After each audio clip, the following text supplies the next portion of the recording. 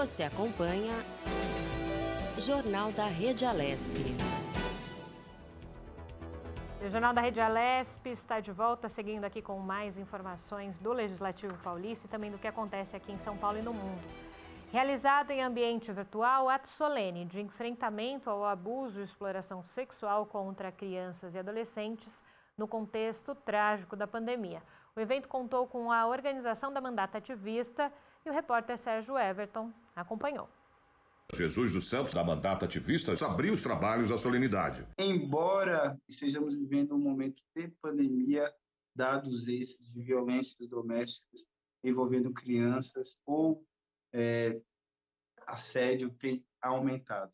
E é devido ao mês, é devido a esse momento trágico para essas crianças, cujos dados apontam que a gente está aqui no dia de hoje com uma série de ativistas, organizações, para fazer com que seja mais um momento de reflexão e que a gente possa caminhar por meio de políticas públicas e ações governamentais que visem findar tais problemáticas. O ato solene reuniu ativista de direitos humanos, educador social, pedagoga, assistente jurídica, comunicador social, consultor em direitos da criança e do adolescente e políticas públicas para debater sobre o enfrentamento ao abuso e à exploração sexual.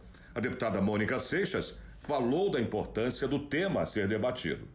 As crianças e os adolescentes, que já há muito tempo, não é de hoje, a gente vem debatendo o quanto eles ainda não são reconhecidos como sujeito, quando estão aí a sorte de toda a sorte de violência, de negligência, tanto do Estado, ainda na Constituição Cultural, da família, uma série de negligência, de violência que faz a gente agora ter a obrigação de ir além. Para a formação dessas crianças, a gente vai ter que repensar a escola, a gente vai ter que repensar a estrutura social, a gente vai ter que repensar as políticas públicas e certamente a gente vai estar lutando na Assembleia Legislativa para acessibilizar as crianças aos seus direitos. É preciso combater sempre, todos os dias, a violência contra crianças e adolescentes. A cada 1 hora, meninas com menos de 13 anos de idade são estupradas no Brasil. Eu gostaria de destacar, para fazer esse diagnóstico aqui, alguns dados.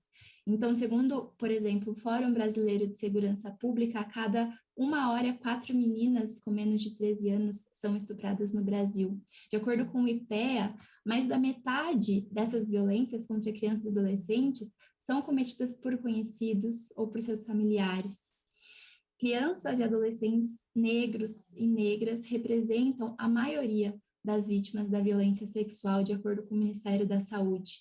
Porém, no ano de 2020, a gente teve uma queda de 4,5% nas denúncias no Disque 100. Contudo, isso sem dúvidas, não reflete que houve uma redução do número de violências.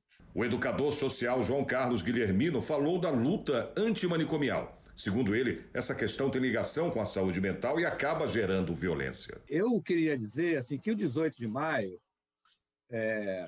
além de ser uma marca ou marco da luta contra o abuso e a exploração sexual, também é um marco da luta antimanicomial. É interessante essa coincidência de datas e talvez essa nosso esforço de também fazer uma integração de lutas, integrar essas lutas, porque, de alguma forma, a saúde mental, o cuidado com a saúde das pessoas e com a saúde mental está muito ligada a todos esses processos que as pessoas sofrem e vivem nos seus territórios. Ao final, a deputada Mônica Seixas agradeceu a participação de todos no ato solene transmitido em ambiente virtual. Eu quero colocar a nossa mandata à disposição, junto com Jesus, que sempre faz isso, não só para a gente ouvir, mas também para ser ferramenta compartilhada. Eu acho, e eu concordo com vocês, que a gente tem muito que se queixar, muito que resistir, mas está na hora de ser propositivo também. E agora aqui no Jornal da Rede Alesp a gente fala sobre as diferenças entre as doenças respiratórias. E sobre esse assunto a gente conversa agora com o médico Dr. Jamal Azan, otorrinolaringologista. Boa tarde, Dr. Jamal. Sempre um prazer falar com o senhor aqui na Rede Alesp. Tudo bem? Boa tarde, uma honra muito grande minha estar com vocês, especialmente num momento tão difícil, que é o momento que a gente vive a associação do clima seco, do friozinho, com a pandemia de Covid, né? É isso mesmo, doutor. Então, eu aproveito a deixa do senhor para começar nessa direção a nossa entrevista. Estamos no outono, já o inverno. A gente sempre conhece que nesse momento do ano as doenças respiratórias se acentuam. E com a questão da Covid ainda mais. Eu gostaria que o senhor falasse para a gente essa correlação nesse momento de doenças respiratórias com a Covid. Então, uma das questões que a gente enfrenta como uma dificuldade imensa no manejo das doenças respiratórias é que praticamente todas as doenças respiratórias se manifestam no começo de modo semelhante, que é aquilo que a gente chama de síndrome gripal, vamos dizer assim. Então, é uma situação que inclui sintomas respiratórios que fazem parte da maioria desses quadros. Quais são esses sintomas? Nariz entupido, coriza, dor de garganta, tosse, rouquidão. Então, são sintomas que se misturam entre resfriado, gripe, a própria Covid-19 e crises alérgicas, como rinite alérgica ou asma. Então, em um quadro inicial, a gente enfrenta essa dúvida, porque a maioria se manifesta da mesma forma. E, doutor, o senhor falou, né, agora, se manifesta da mesma forma. A gente sabe que as pessoas já, por si só, por esse momento de crise sanitária, já ficam aflitas quando sentem o nariz um pouco ofegando e afins. Teria alguma dica, doutor, para conseguir a pessoa mesmo, antes de procurar o médico, diferenciar se é algo respiratório, então aí de sinusite, de um resfriado, para algo relacionado à Covid? Olha, o que dá para diferenciar é quando existem sintomas que são, apesar de poder estar presentes, são incomuns nas outras situações respiratórias. Então, quais são os alertas que a pessoa tem que ter caso ela inicie com sintomas que nós conversamos agora há pouco, que são da síndrome gripal? Primeiro lugar, febre súbita e sem um motivo aparente. O que eu vejo com extrema frequência é os pacientes que têm Covid, de repente, do nada, ter uma febre durante a noite, que é o mais comum. Pode ser durante o dia, mas o mais comum é durante a noite. Então, a pessoa está se sentindo bem e ela tem uma febre. Isso, por si só, é diferente dos outros quadros, porque a febre também pode estar presente na gripe, mas geralmente tem muitos sintomas respiratórios. No caso da Covid, geralmente a febre vem, entre aspas, do nada, súbita. Outra situação que é mais comum na Covid é um cansaço intenso. E isso, geralmente, a pessoa sabe que é diferente dos outros cansaços, como após a atividade física, como após trabalhar muito. Então, chamo a atenção das pessoas para valorizar um cansaço diferente. Como eu disse, eu insisto, a pessoa sabe. Ela fala, nossa, é muito ruim, mas tem a tendência a subestimar essa situação. E doutor... Outra questão... Oi. Desculpa cortar o senhor, achei que o senhor tinha finalizado. Desculpa, pode finalizar. Então, outra questão, só para finalizar, que de certa forma não faz muito parte da síndrome gripal, é se a pessoa, além da síndrome gripal, tiver muitas náuseas ou diarreia. Aí a gente fica realmente um pouco mais preocupado com a Covid. E a gente fala nessa preocupação, doutor, e nós trouxemos o senhor aqui hoje ao Jornal da Rede Alesp, justamente para alertar a população, né? Um especialista já tão renomado e que as pessoas confiam na palavra, né, doutor? Justamente, quem já tem uma doença respiratória pré-existente, por exemplo, o caso dos asmáticos, eles já conhecem todos os sintomas e são um grupo de risco, não é, doutor? Nesse momento, como agir, então? É perfeito. Olha, o que eu noto, porque eu criei uma experiência imensa no atendimento ambulatorial da Covid. Eu sou um médico de consultório, de ambulatório, eu não atendo hospitais de pacientes em UTI, sim, mas a gente sabe que 98% dos pacientes da Covid são de ambulatório. Então, eu aprendi a ouvir o que o paciente fala. E você citou uma questão crucial.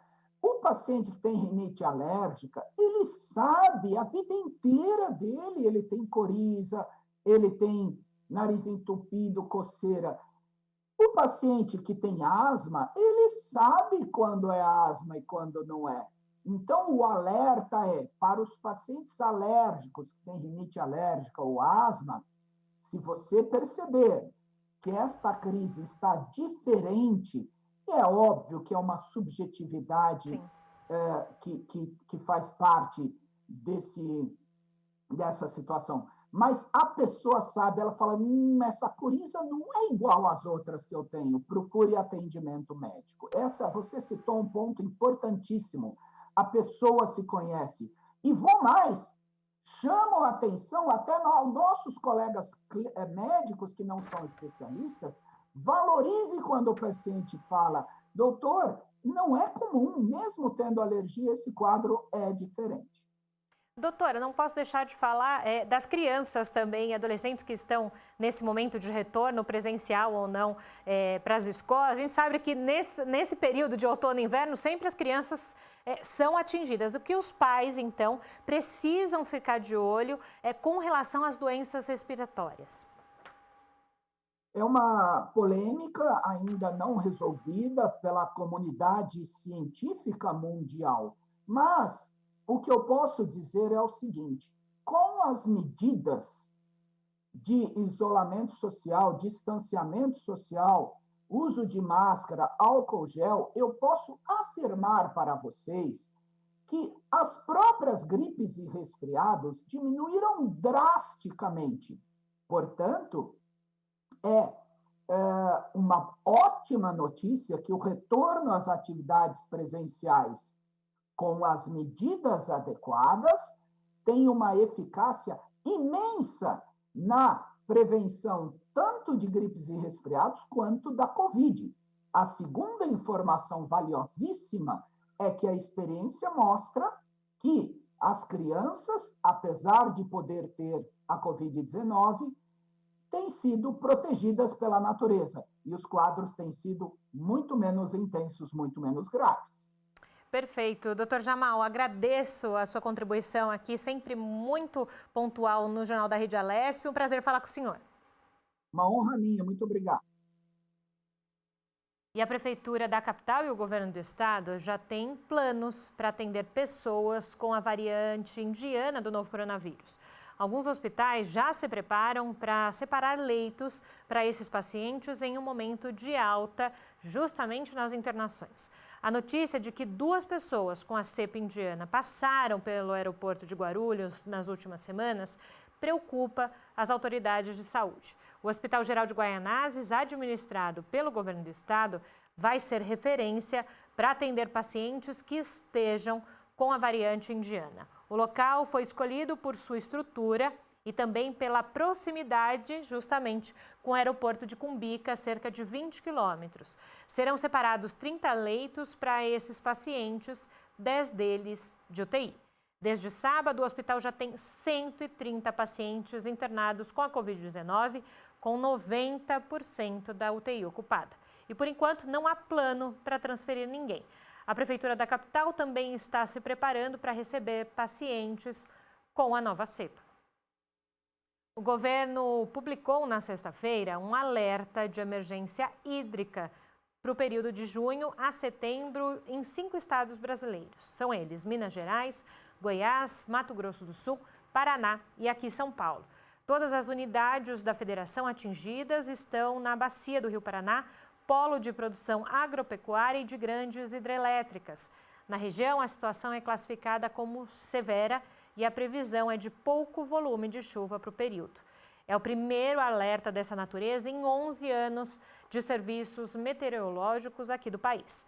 O documento foi divulgado de forma conjunta pelo Sistema Nacional de Meteorologia, órgãos federais ligados à meteorologia e a Agência Nacional de Água e Saneamento Básico, a ANA, e o Centro Nacional de Monitoramento e Alerta de Desastres Naturais.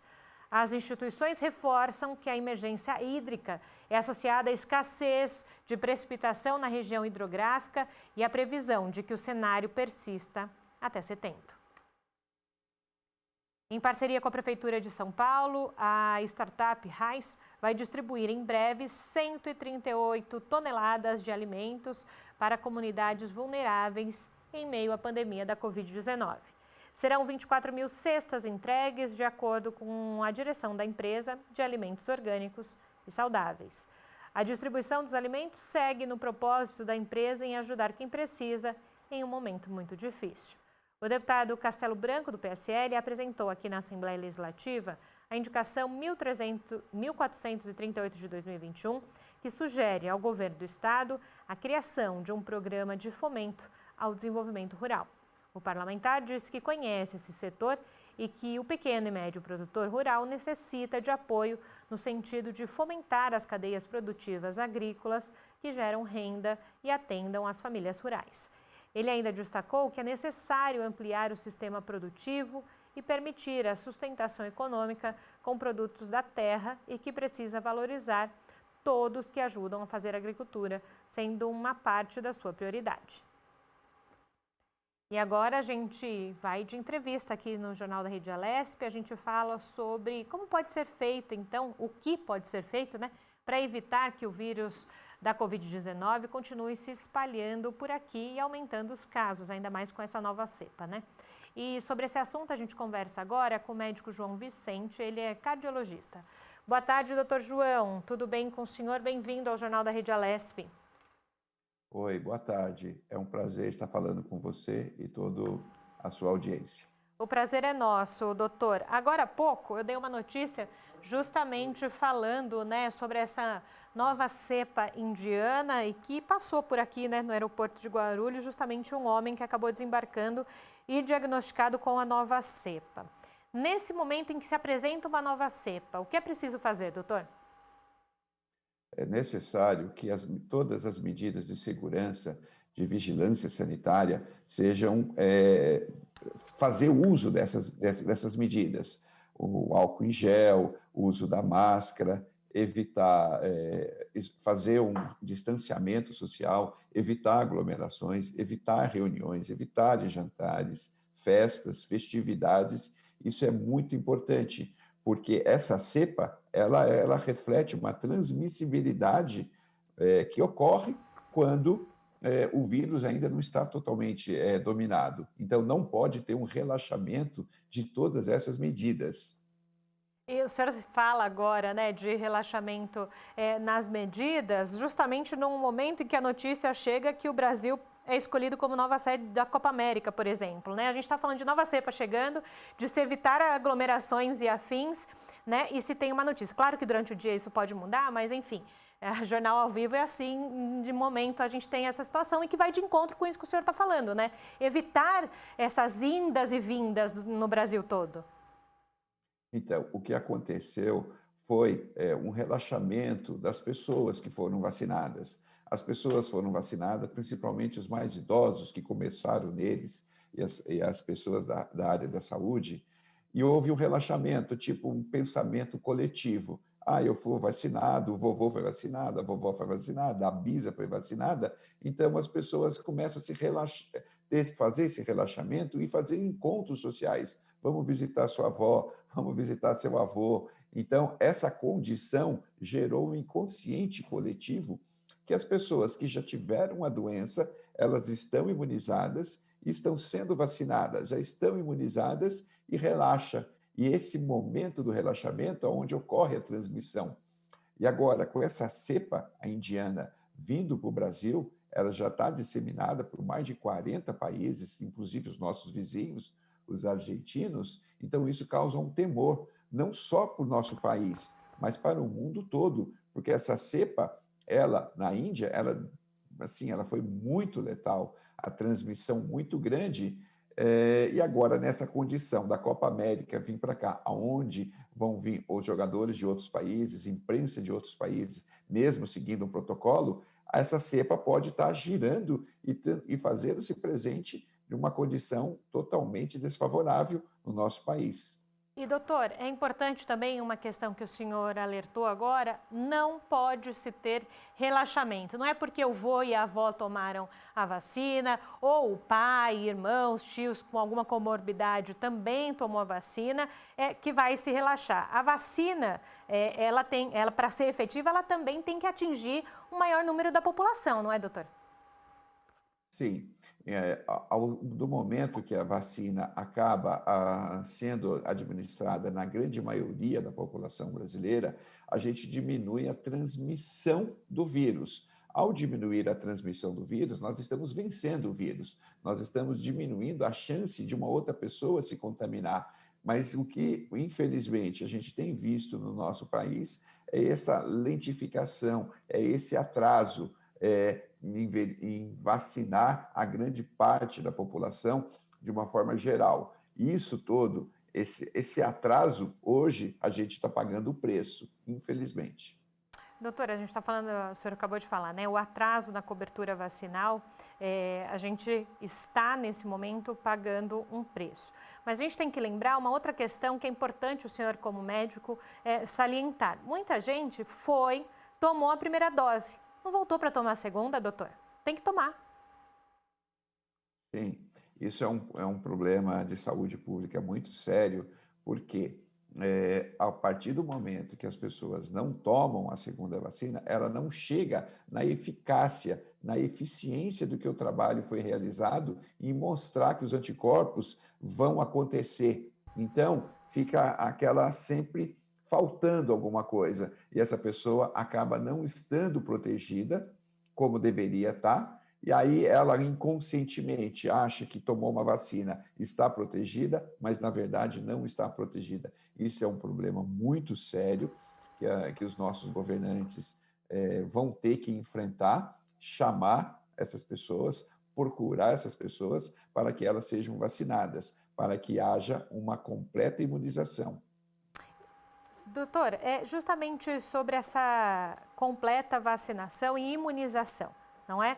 Mais para frente a gente já tem aqui no Brasil, além da Coronavac e da AstraZeneca, a Pfizer, logo mais para frente a gente pode ter de outras distribuidoras. O quanto, se pensar de um único modo essa distribuição de vacina no Brasil, vai acelerar esse nosso processo de imunização. É algo que precisa ser mais efetivo na visão do senhor? Sim, precisa ser muito mais efetivo devido agora a essa ameaça, não só que o Brasil está sofrendo, mas o mundo está sofrendo, que é essa cepa, a cepa indiana. Então, a cepa, ela começa a rodar o nosso país de uma forma onde as pessoas não foram vacinadas efetivamente e a gente está vendo que não está tendo todo esse processo uniforme no Brasil, das pessoas serem vacinadas Sim. na sua integralidade. Então, nós ficamos expostos ao crescimento, não só da cepa indiana, mas de outras cepas. Mas a cepa indiana, no momento, ela nos causa um certo pavor, medo, que nós temos que ter, porque na Índia a manifestação dela foi avassaladora, a transmissão foi altíssima, inclusive pegando pessoas muito jovens. Então, isso, o nosso país está exposto. Então, como enfrentar esse problema? Enfrentar esse problema de uma forma muito rígida, de uma forma muito atuante, para que todos recebam a vacina de uma forma mais precoce. Perfeito, doutor João Vicente, muito obrigada, viu, pela sua contribuição aqui ao Jornal da Rede Alesp. Boa tarde para o senhor. Obrigado, um prazer falar com vocês. Boa tarde. O prazer é sempre nosso. E o Jornal da Rede Alesp vai ficando por aqui, mas a gente volta no mesmo horário. Mas antes temos ela, Tayana Conrad, que coladinha agora com o Jornal da Rede Alesp, comanda o Tribuna Virtual. Boa tarde, Thay. Boa tarde aos telespectadores, boa tarde, Júlia, é isso mesmo. A gente vai começar já, então, o Tribuna Virtual, né? Trazer aí as novidades e também a repercussão dos deputados com tudo que está acontecendo tanto na casa, né, como no país também e no estado de São Paulo. Abrindo a semana, né, o Tribuna Virtual, muita coisa acontecendo no final de semana, as audiências públicas que até a Melissa Araújo foi cobrir no interior paulista. Então, muita coisa para ser repercutindo hoje aqui no Tribuna Virtual. Exatamente, Júlia. Legal, e agora é com você, Tayana.